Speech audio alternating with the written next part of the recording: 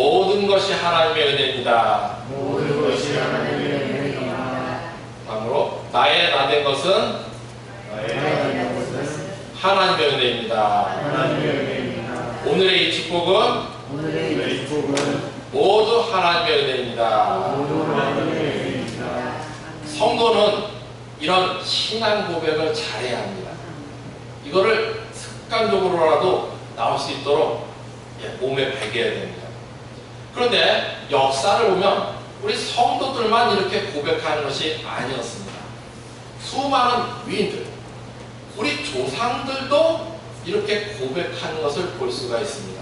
대표적으로 우리 조상들 중에 조선시대 대유학자 서예 유성령, 이 사람도 이런 고백을 했습니다. 하늘이 도우시겠다. 진짜 그렇습니다. 실제 그래요. 예. 그러니까 이 유성령은 진짜 골수 유학파로서 임진왜란을 승전으로 이끈 명재상입니다. 거기다가 이제 현명한 정치가였는데, 이 유성령이 임진왜란이 끝나고 6년 뒤에 회고록을 썼습니다. 그 회고록의 이름이 징비록입니다. 우리 드라마 이름 보셨을 것입니다. 징비록. 예, 거기 보면 얼마나 답답합니까? 그 징비록이 바로 유성령이 쓴 책이다. 그런데 그 징비록에 수십 번이 반복이 되는 한 문장이 있다는 것입니다. 그것이 하늘이 도우심이었다. 하늘이 도우심이었다. 뭔 말이냐? 그 임진왜란, 우리나라가 완전히 일본의 속국, 노예가 될 수밖에 없는 상황이었고, 그래서 누가 봐도 절박한 순간의 연속이었습니다. 예. 그 순간을 보면 인간의 어떤 생각이나 사상, 지혜로도 절대 불가능한, 극복하기 불가능한 그런 순간들이었습니다. 그런 순간들을 이 유성령이 회고하면서, 영의정 유성령이 회고하면서 이렇게 썼다는 것입니다. 하늘이 도우심이었다. 아니, 크리스탄도 아닌데, 대유학 골수파인데, 거기다 우리가 누구나 자기 자손이었으면 누구를 자랑합니까? 다 자기를 자랑하죠. 예. 어떻게 나 같아도 자기 잘났다고 써보고 싶은데, 예, 그러려고 난리칠 텐데, 이 대유학자이며 영의정이었던 유성령은 그 순간순간을 회고하면서 마지막에 쓰는 문장이 하늘이 도우심이었다 하는 것입니다. 예. 그것도 한 책에 수십 번이나 하늘이 도우심이었다. 예를 들어 임진왜란 이순신 장군에게 12척의 배를 주어 보냈대. 원균이 다 말아먹었었잖아요. 남은 게 12척. 거기에 이순신을 보냈대. 그거는 사실 죽으라고 보낸 것이었습니다. 예, 죽을 거 다 아는데 그래도 나가 싸우라고, 잠시 시간이라도 끌라고 보낸 것이었죠. 왜냐하면 일본의 군함은 수십 배가 더 많았습니다. 그런데도 이순신 장군이 명량해전에서 그 12척의 배로 수십 배가 넘는 일본군을 물리쳤을 때, 이거를 유성령이 회고하면서 마지막에 하늘이 도우심이었다. 그렇게 징비록을 보면 그렇게 하늘이 도우심이었다. 수십 번이 나왔다는 것입니다. 바로 우리도 이런 고백을 많이 하시기를 예수님 이름으로 축원드립니다. 왜 이 말을 하냐? 엊그제가 6.25였습니다. 6.25 기념일. 6.25 때 이 나라 이민족이야말로 살아난 것은 절대 하늘이 도우심이었다는 것입니다. 하나님의 은혜였다는 것입니다. 그러므로 우리는 6.25를 생각하면서 이런 고백들을 잊으면 안 된다는 것입니다. 이런 것이 이렇게 감사할 줄 아는 것이 집을 세우는 것입니다. 실제 6.25는 인간적인 모든 생각, 사상으로든 지혜로든 우리가 도저히 이길 수가 없는 전쟁이었습니다.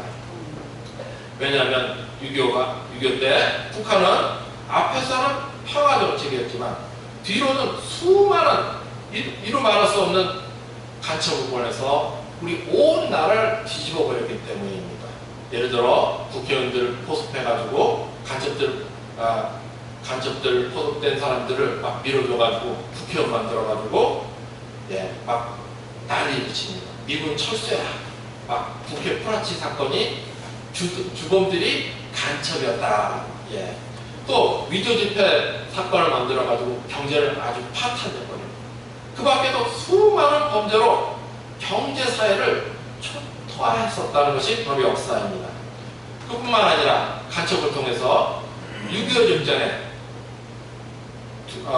국군 2개 대대를 월북시켜버립니다. 그 사람들이 월북하려고 했던 게 아니고 거기에 간부들이 간첩이었었어요.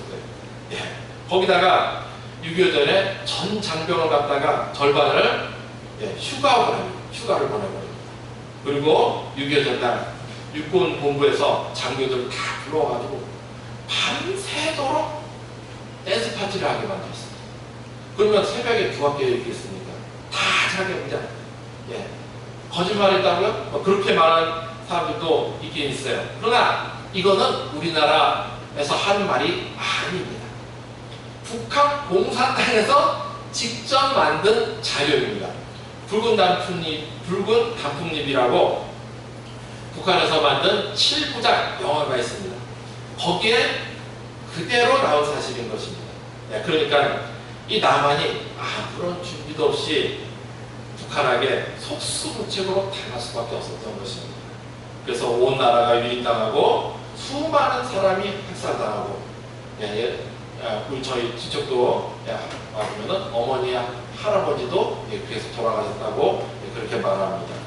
그런데도 이 나라가 망하지 않은 것은 뭐다? 모두 하늘의 도우심인 줄 감사하시기 축원드립니다. 아멘. 이렇게 모든 것이 하나님의 그러나 중요한 것이 있습니다.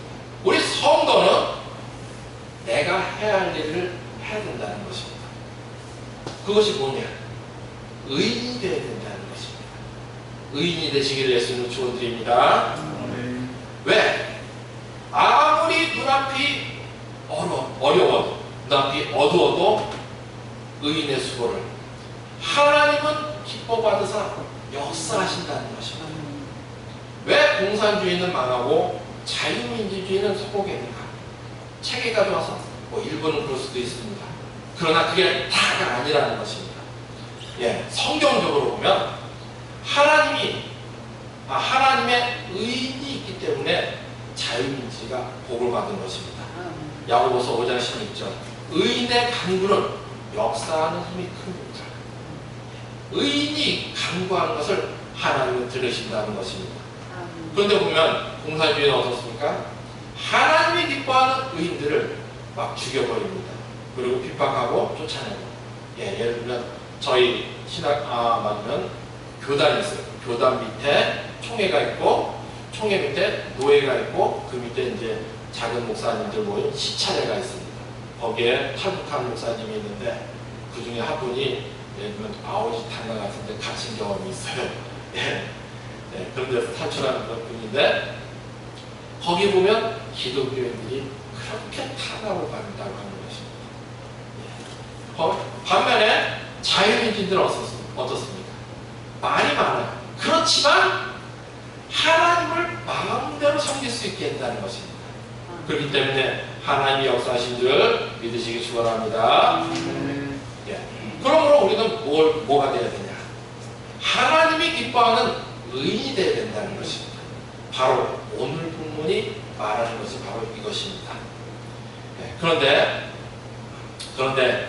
오늘 본문은 언뜻 보면 이건 누가 봐도 비극입니다. 왜냐하면 의인의 죽음이기 때문입니다. 유다의 실질적으로 마지막 왕이며 또 하나님께 인정받던 의로운 왕 요시아의 죽음이기 때문인 것입니다. 우리는 그럼 생각합니다. 왜 이런 일이 일어났는가? 또 하나님은 여기서 우리에게 무엇을 말씀하시는가? 오늘 크게 세 가지로 이것을 살펴보겠습니다. 첫 번째로 의인의 경계입니다. 의인도 경계해야 됩니다.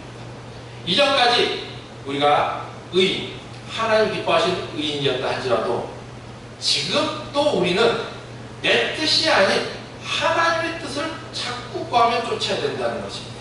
안 그러면 사고 나요. 어제까지 의인이었어도 안 그러면 사고 난다는 것입니다. 그러니까 왜 의인 요시야가 죽었습니까? 우리 본문 20절 보겠습니다. 이 모든 일 후 곧 요시야가 성전을 정돌하기를 마친 후에, 이 말은 요시야가 신앙 개혁 운동으로 예배를 회복했다는 말인 것입니다. 그러나 성도는 이렇게 잘 나갈 때, 모든 것이 잘 될 것만 같을 때 어떻게 해요? 경계해야 된다는 것입니다. 왜? 고린도전서 10장 12절 그런즉 선줄로 생각하는 자는 넘어질까 조심하라. 우리 따라하겠습니다. 그런즉 선줄로 생각하는 자는 넘어질까 조심하라. 이게 성도의 자세가 되어야 되는 거예요. 우리의 자세. 바로 요시야가 그랬다는 것입니다. 뭘 어떻게 했길래? 이어서 보겠습니다. 애굽왕 느고가 유브라 대강가에 갈그미스를 치러 올라왔으므로 요시야가 나가서 방비하였더니, 뭔 말인가 하면 역사적 배경을 좀 알아야 됩니다. 당시는 아수르 제국이 있었어요. 아수르 제국에서 막 바벨론 제국으로 교체가 되던 때입니다. 그러니까 아수르 제국이 이제 막 멸망했습니다. 멸망했지만 그래도 뭐가 남았죠? 군대가 남아있어요. 그리고 그 군대가 새로 막 떠올려서 제국이 되려고 하는 이 바벨론에 대항해서 지금의 터키가 있고 그 밑에 시리아가 있습니다. 그 터키하고 시리아 국경 근처에 갈그미스란 지방에 모여 최후의 결전을 준비하고 있었습니다. 거기에다가 이 애굽, 남쪽에 애굽이 바벨론이 제국으로 떠오르면 어떻게 돼요? 바로 자기가 타격을 받는 거예요. 그러니까 이 제국이 되는 것을 막으려고 아수르 편에서 바벨론과 싸우려고 군대를 이제 왕창 보내는 것입니다. 그 중간에 길에 바로 유다가 있었던 것입니다. 갑자기 군대가 막 오니까 이 유다가 놀래버렸죠. 여기 요시야 왕이 놀래가지고 막 싸우러 나간 것입니다. 그렇지만 애굽 왕의 목적은 유다와 싸우려는 것이 아니었다. 그래서 유다 요시야 왕에게 사신을 보냅니다. 우리 22절입니다. 같이 읽겠습니다. 누구가 요시야에게 사신을 보내이르되 유다 왕이여 내가 그대와 무슨 관계가 있느냐? 내가 오늘 그대를 치려는 것이 아니요 나와 더불어 싸우는 족속을 치려는 것이라. 하나님이 나에게 명령하사 속히 하라 하셨은즉 하나님이 나와 함께 계시니 그대는 하나님을 거스르지 말라. 그대를 멸하실까 하더라. 오늘 본문 보면 특이하게 바로 애굽왕 느고가 3번이나 하나님을 언급합니다. 이렇게 전장하는 것은 결국 누구의 뜻이다? 하나님의 뜻이라는 것입니다. 어떤 사람이 이걸 보고 하나님이 명하지 않았다. 애굽왕이 자기들 신한테 시탁받은 거고 또 아니면 애굽왕 신을 믿었는데 꿈에서 뭐가 나타나서 이렇게 한다. 그런 의견도 있지만 우리는 성경을 봐야 됩니다. 성경을 보면 실제 창세기나 민수기, 열왕기 등에 하나님이 이방 사람들도 쓴 것이 나옵니다. 그러므로 우리는 이것을 성경 그대로 믿겠습니다. 그러니까 이 전쟁은 누가 명하신 거다? 하나님이 명하신 거다. 이렇게 더군다나 성경에 이 전쟁은 애굽왕 느고가 하나님을 3번이나 언급하게 함으로써 하나님이 명하셨음을 강조한다는 것입니다. 그런데 요시야가 만들었습니까? 안 풀었다는 것입니다. 22절입니다. 요시야가 같이 읽겠습니다. 요시야가 몸을 돌이켜 떠나기를 싫어하고 오히려 변장하고 그가 싸우고자 하여 하나님의 입에서 나온 느고의 말을 듣지 아니하고 무기또 골짜기에 이르러 싸울 때 하나님의 입에서 나온 말을 듣지 않았다. 이건 누구의 평가입니까? 하나님의 평가라는 거예요. 하나님의 말씀은 요시야가 하나님의 말씀을 안 들었다. 어제까지 하나님 잘 믿었어도 오늘 하나님 제대로 안 믿으면 소용이 없어요. 그래서 고난이 왔다는 것입니다. 예. 19절까지 요시아는 철저히 하나님을 믿어서 순종하는 의인의 모습을 보여줬지만 여기 왜 이러는지 아마 그 전까지 아수르 때문에 고통받아서 화풀이 하는 건가? 뭐 그런 생각도 들지만 이유는 정확히 안 나오기 때문에 어제까지 19절까지 잘 믿었어도 20절에 제대로 안 믿으면 소용없다는 것입니다.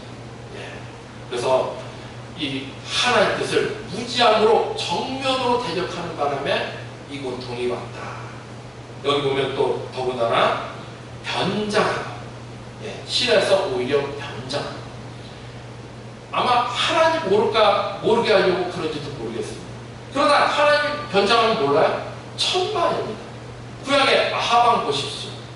하나님이 치신다 그러니까 딱 변장해가지고 전쟁에 가요. 그래봤자 살아났습니까? 아니었어요.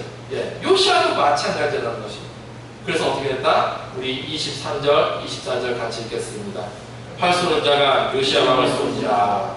왕이 그의 신하들에게 이르되 내가 중상을 입었으니 나를 구하나마게 하라. 그 부하들이 그를 병거에서 내리게 하고 그의 검은 병거에 태워 예루살렘에 이르되 그가 죽으니 그의 조상들의 묘실에 장사되리라. 그래서 이렇게 사람들이 슬퍼했지만 결국 뭡니까?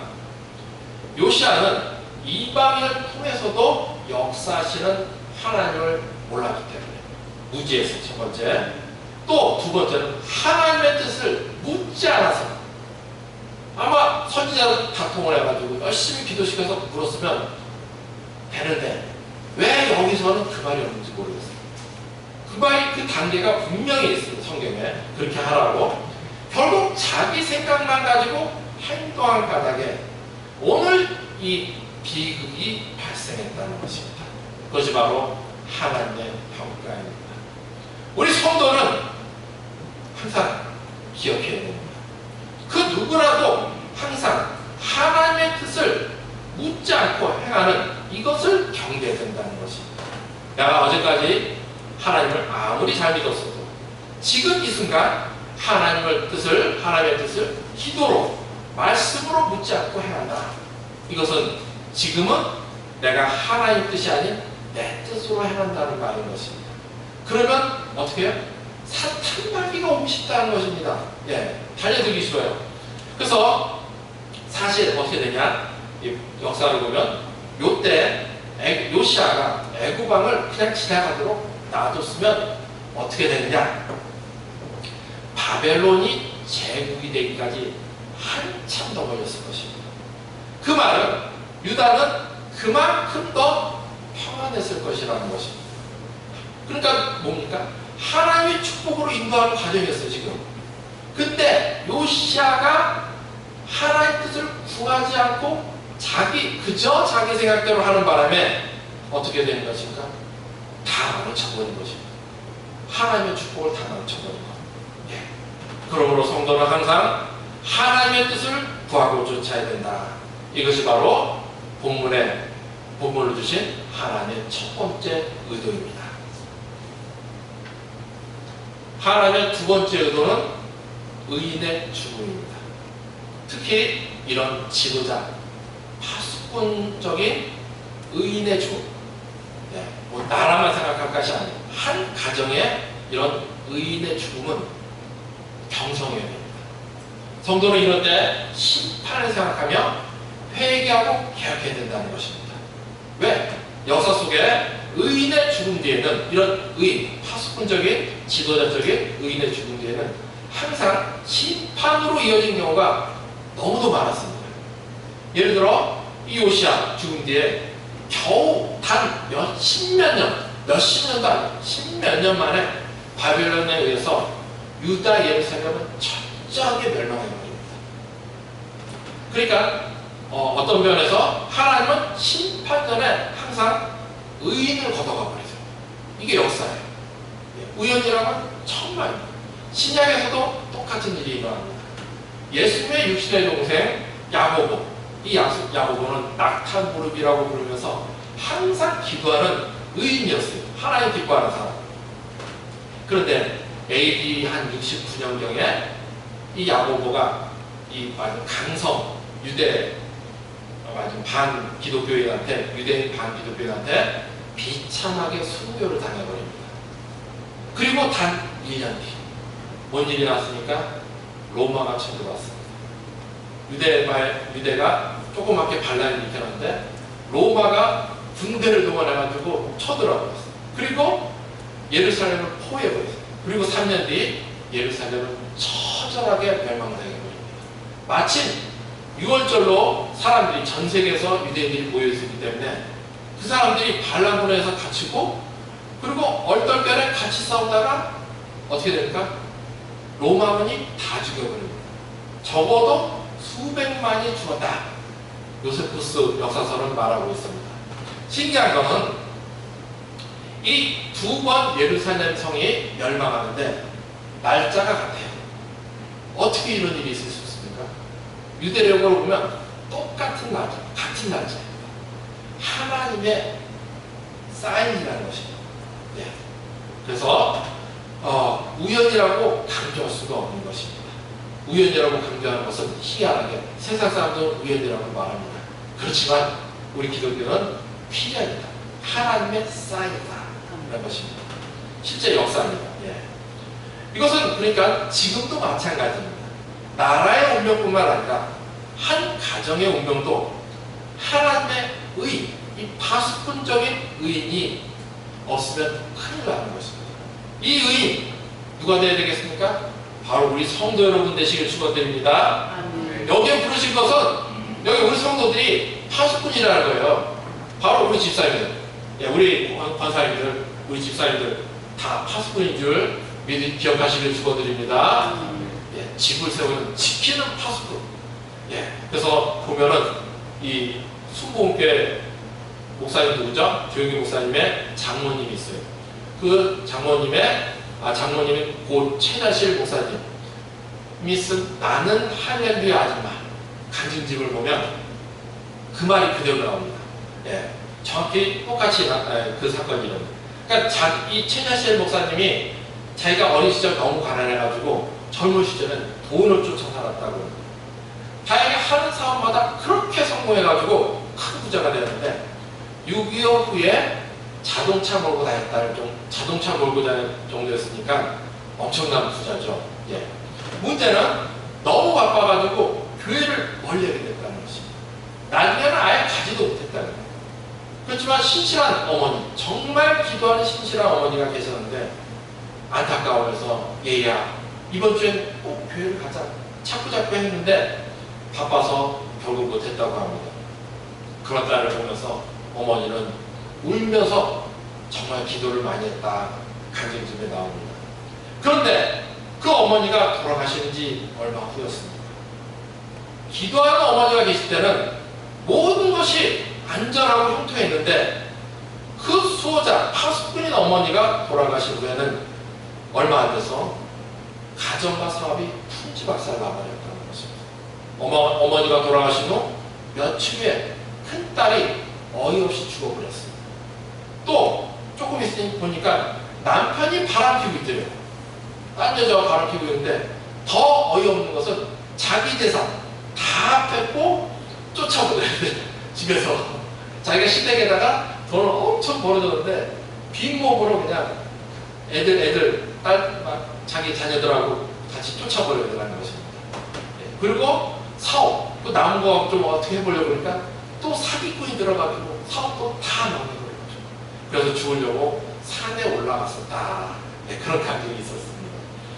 최다실 목사님만 그런 것이 아닙니다. 저 유명했던 대우그룹의 멸망사. 이것도 잘 알아야 돼요.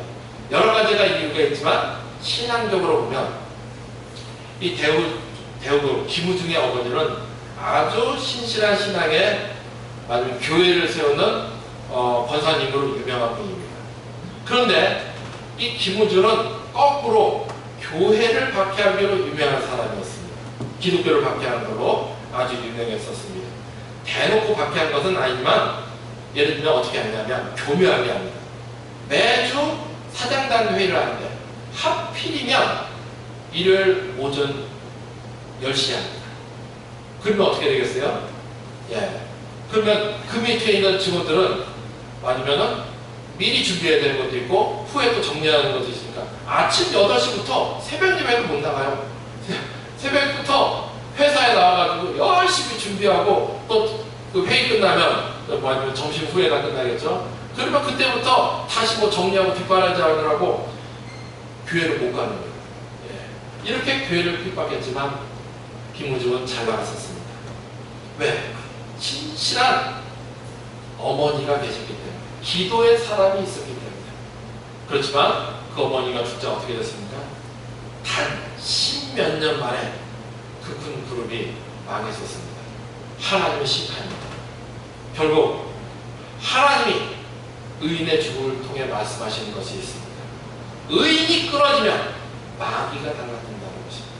특히 그 집안에 파수꾼되는 의인. 예, 그러면 성도는 그런 것을 보면 마귀에게 속지 말고 회개하며 개혁하시길 예수님 이름으로 축원드립니다. 아멘. 이것이 바로 두 번째. 예, 회개하고 개혁해서 우리가 의인이 됩니다. 파수꾼이 되어야 된다. 세 번째 하나님의 의도는 의인의 노력입니다. 그럼 의인의 노력, 그가 심은 씨앗은 헛된 것인가? 이렇게 죽어버린 요시아입니까? 하나님의 뜻을 정말 요시아는 잘 따랐었습니다. 세상에 보기에, 근데 요시아가 죽어버리니까 세상에 보기에 어땠습니까? 모든 것이 실패한 것처럼 보였습니다. 그래서 요시아 자녀들이 우상에 빠진 이유도 그것이었을 것입니다. 예. 이방에 빠지고 우상에 빠지고 이방 나라들을 의지하는 것은 자기 아버지가 실패한 것처럼 보였기 때문이에요. 예. 그러나 이건 신앙의 눈이 아닌 세상의 눈으로 본 것입니다. 우리는 하나님을 봐야 됩니다. 먼저 우리 요시아의 이 유다에 대한 심판, 이거는 왜 이렇게 심판이 될 수밖에 없는가 알아야 됩니다. 이것은 요시아의 할아버지인 므낫세의 죄 때문인 것입니다. 그래서 피할 수가 없었어요. 므낫세의 죄가 너무너무 극심해가지고 성소, 성전, 심지어 지성소까지 더럽혀버렸습니다. 그러니까 하나님이 진노해서 아예 성경에다가 명문화해서 써버렸어요. 선포를 해버렸어요. 예, 역사적으로 바꿀 수가 없습니다. 다만 연기를 하는 겁니다. 연기. 의인이 나타나면 하나님이 연기를 해요. 그래서 요시아 때는 안 한다. 예, 그래서 연기가 되고 있었는데 요시아가 마지막에 하나님의 뜻을 묻지도 않고 자기 생각대로 하는 바람에 가속화되어 버린 것입니다. 하나님은 분명 애굽이 나가서 바벨론이 제국이 되는 것을 막게 했어요. 예, 기회를 주신 것입니다. 근데 요시아가 망쳐버린 것이죠. 이후에도 하나님은 후손들에게 분명히 기회를 주십니다. 생존할 기회. 예, 이제 바벨론이 제국화되는 것은 막을 수가 없으니까 생존의 기회를 주는데 다 거절해버리니까 역사의 흐름대로 가버렸다는 것입니다. 예, 그러나 거기서 끝이 아닙니다. 의인의 수고는 하나님이 버리지 않아요. 요시아가 그동안 모든 수고와 노력, 하나님이 헛되게 하지 않으셨다는 것입니다. 우리 성도들이 하나님을 바라보고 교회에 심고 옆에 이웃에게 하나님의 사랑을 심는 것, 이런 거 하나님이 버리지 않는다. 믿으시길 축원합니다. 예, 그래서 하나님은 분명히 성경에 어떻게 써놨습니까? 하나님이 기뻐하는 의인들의 수고가 주 안에서 헛되게 하지 않는다라고 써놨습니다. 그래서 어떻게 됐냐? 실제 역사를 보니 요시아 왕의 헌신으로 이스라엘, 하나님 나라를 상징하는 이스라엘이 재건됐습니다. 대표적으로 그 재건의 사람을 두고 있으니까 선지자 예레미야. 이 예레미야는 유다 예루살렘 멸망 때 본격적으로 활동한 선지자인데 요시아 때 딱 준비가 된 사람입니다. 그래서 심판도 예언을 하는데 예언도 했지만 중요한 건 뭐냐? 바로 회복을 예언했다. 70년만 지나면 70년이 지나면 하나님이 회복하신다. 이 소망을 이스라엘 사람들한테 심은 선지자가 바로 예레미야입니다. 그렇기 때문에 이스라엘은 노예 생활을 하면서 말은 포로지만 다른 성경에 보면 노예라고 되어 있어요. 노예 생활을 하면서도 소망을 버리지 않는 거죠. 소망이 없으면 사람은 죽어요. 그 소망이 있었기 때문에 이스라엘이 바벨론 포로 생활을 이겨낼 수 있었던 것입니다. 두 번째로 다니엘도 있어요. 다니엘은 이 요시야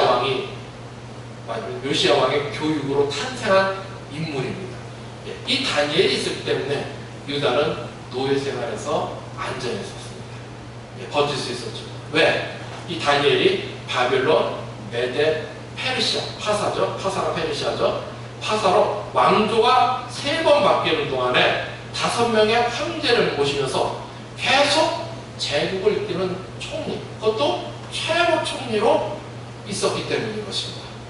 말하자면 현직 대통령이 친척인데 누가 그 대통령의 친척을 건드리겠어요?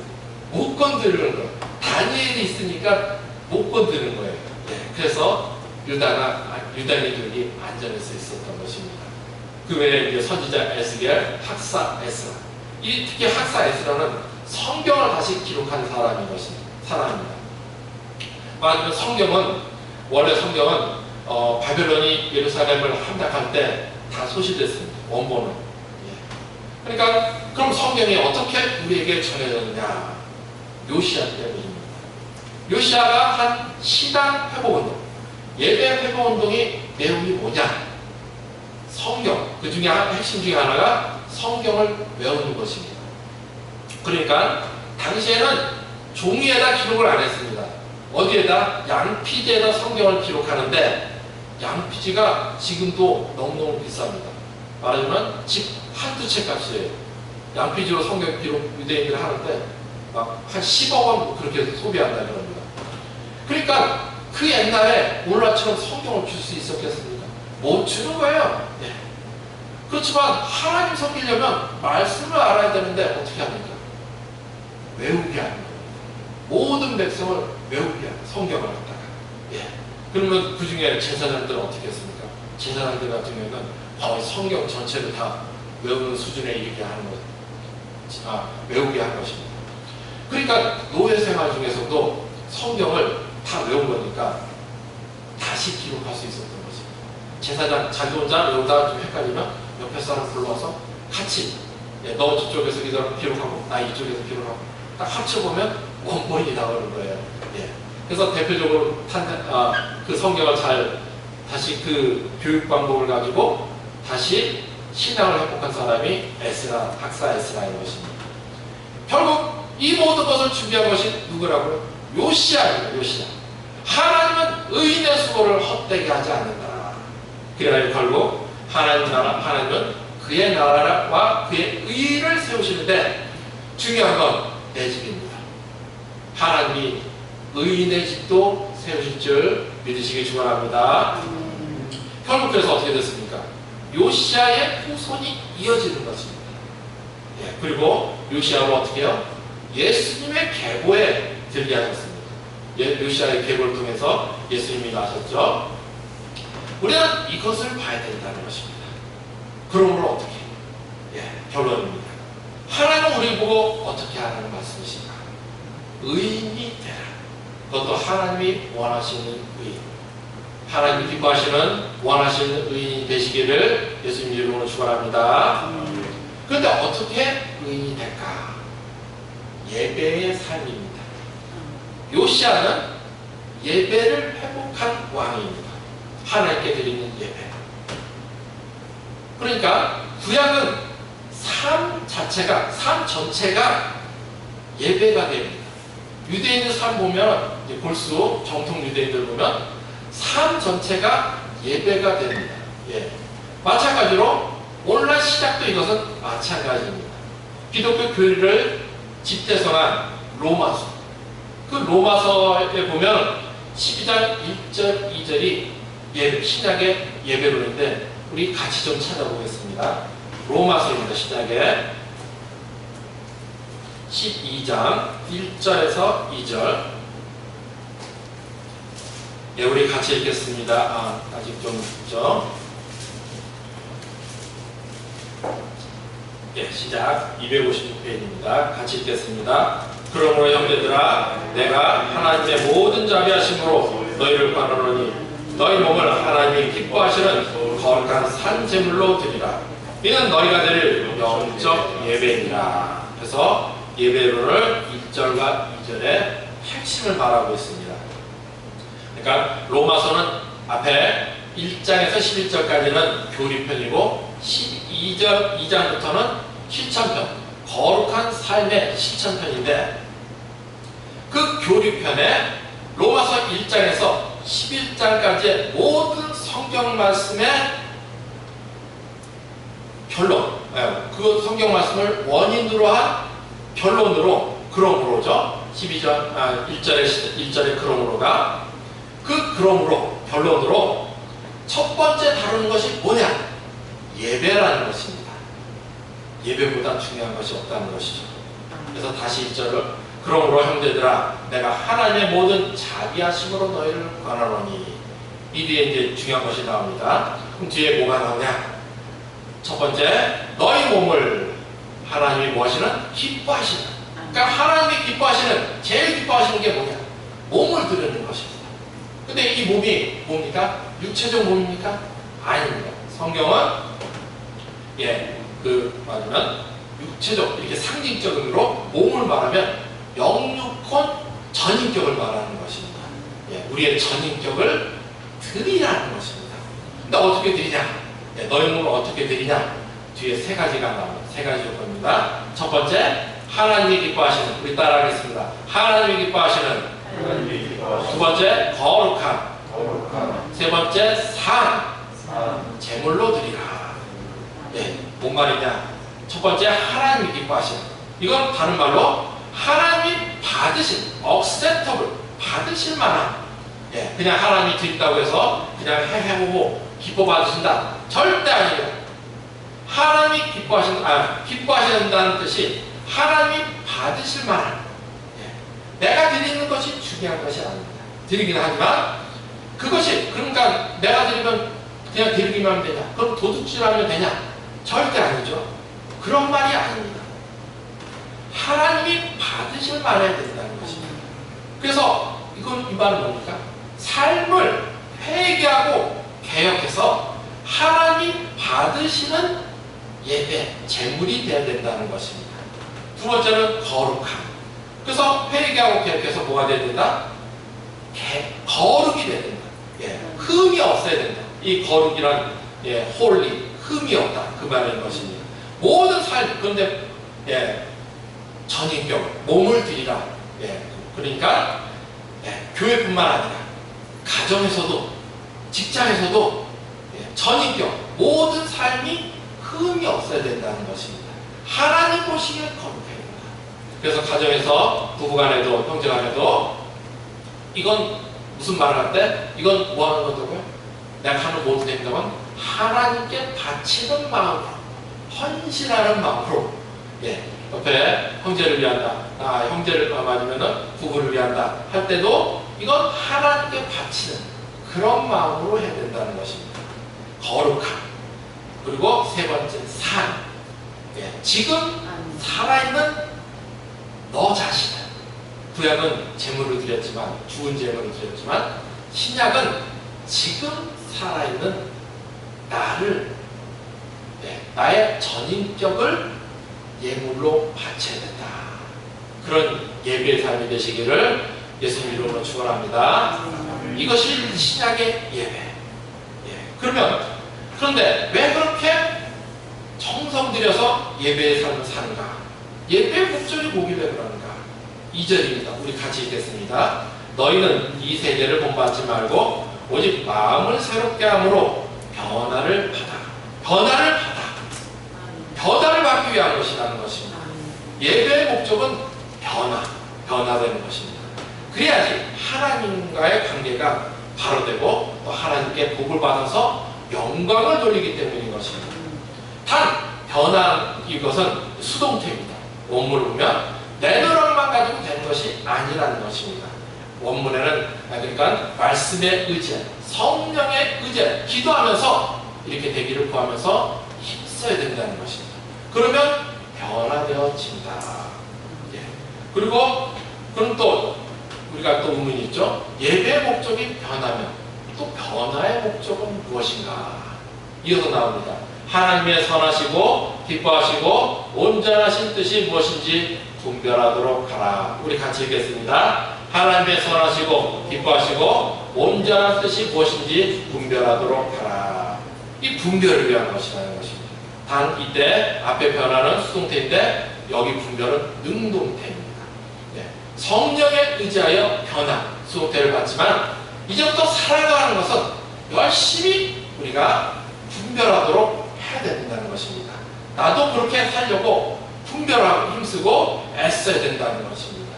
그리하여 시험이 오는 것을 또 시험이 와도 이길 수 있도록 넘어지도록 애써야 한다. 그러면 승리한다는 것입니다. 결국 예배란 우리를 변화시켜서 시험에 걸리지 않도록 또 이기도록 분별하게 합니다. 특별히 하나님께서 변화 주셨다면 죄를 이겨나가는 것은 내가 능동적으로 싸워야 한다는 것입니다. 죄와 예수 믿는다고 죄 안 짓는 게 아닙니다. 죄를 짓지 아니한다. 그 말도 있는데 그건 아니고 그 말은 제가 습관적인 죄까지 갖지 않도록 빨리 끊는다는 것입니다. 그래서 이 죄와 능동적으로 싸워야 된다는 것입니다. 이렇게 싸우는 자 하나님이 기뻐 받으실 줄 믿습니다. 아멘. 그런 사람이 눈앞에 현실이 어두워도 세상이 아무리 어두워도 하나님과 교제가 있기 때문에 이렇게 예배의 삶이 돼서 하나님 기뻐하는 의인이 되면 어떻게 된다고요? 하나님이 그를 인도하신다는 것입니다. 그래서 천국을 침노하게 하시고 그 가정을 지켜주시고 나아가 그 의인이 있는 그 나라 그 땅을 지키게 해주신다. 이런 복 있는 자가 되시기를. 그래서 하나님이 기뻐하신 의인 되어서 당대뿐만 아니라 오고 오는 세대 믿음의 축복의 명가를 세워서 주께 영광 돌리며 이 땅에 예수 복음의 증인되는 우리 생명수 식구들 되시기를 우리 예수 그리스도의 이름으로 축원합니다. 아멘. 기도하시겠습니다. 하나님 아버지, 우리를 택하시고 예수 십자가 보혈 놓고 나사 하나님의 자녀 삼아주시고 주님 나라의 분으로 불러주신 것 감사합니다. 하나님 아버지, 이 시간 우리를 사랑하사 의인의 존재 가치를 알게 하시니 감사합니다. 그러므로 이제 우리 예수 그리스도로 간과하니 우리 항상 깨어있어 그 어떤 문제에도, 삶의 문제에도 예배의 삶으로 하나님이 기뻐하시는 의인들이 되게 하여 주시옵소서. 우리 전인격으로 하나님이 받으실 수 있도록 거룩한 삶으로 또 지금 우리 자신을 회개하고 개혁하여 항상 예배의 삶을 살 수 있도록 인도하여 주시옵소서. 그리하여 우리 성령의 인도로 변화되고 날마다 주님의 뜻을 분별하여 천국을 침노하게 하여 주시옵소서. 이 말세 때 지금 당대뿐만 아니라 오고 오는 세대 대대 믿음의 축복의 명가를 세워서 하나님께 영광 돌리며 우리 예수 복음의 증인들 되게 하여 주시옵소서. 우리 예수 그리스도의 이름으로 간절히 기도합니다. 아멘.